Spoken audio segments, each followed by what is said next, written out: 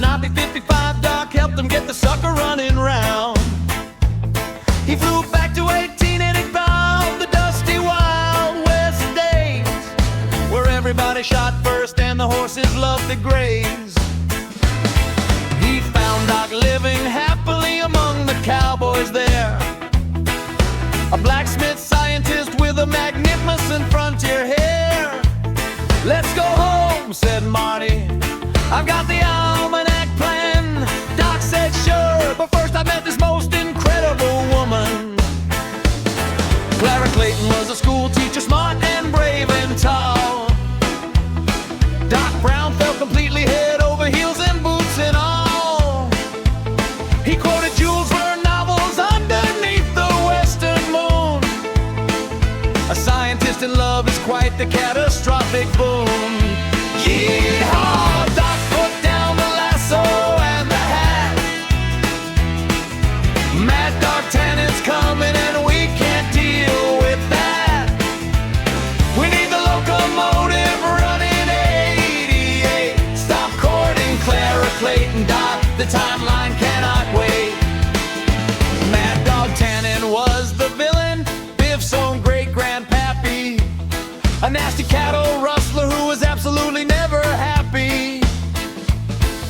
He challenged Doc to duel it on out on the street. Doc said non-violence, which was quite the cowboy feat. They found a locomotive they could borrow for the night.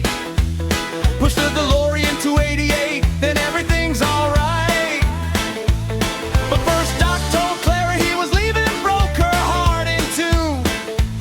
She threw Jules Verne right at his head, which honestly was due. Doc drank the saloon whiskey, promptly fell unconscious flat.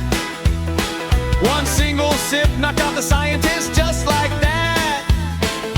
Marty wore a Clint Eastwood poncho, talked in moody grunts, and used a cast iron stove door, pulling off impressive stunts. Yee-haw Doc put down the lasso and the hat. Mad Dog Tannen's coming and we can't deal with that. We need the locomotive running 88. Stop courting Clara Clayton, Doc, the timeline cannot wait. They hijacked the locomotive, shoved the DeLorean ahead, shoveling coal like madmen while the speedometer turned red. Clara jumped aboard the train because she couldn't let Doc go. "I love you," she screamed dramatically, dangling below. Doc grabbed Clara, Marty hit 88, and whoosh, he's gone. The DeLorean vanished just before the bridge was gone. Smashed to smithereens by a real train, every single part. Marty stood in 1985 with pieces and a broken heart. But then the ground began to shake and rumble on the track. A giant steam locomotive time machine came roaring back. Doc and Clara in conductor hats, their kids waved from the door. "We built a time train, Doc. Science always finds a way for more." Yee-haw Doc put down the lasso and the hat. Mad Dog Tannen's coming and we can't deal with that. We need the locomotive running 88. Stop courting Clara Clayton, Doc, the timeline cannot wait. Doc said your future isn't written, Marty, not one page. Then flew his family skyward in their steam locomotive age.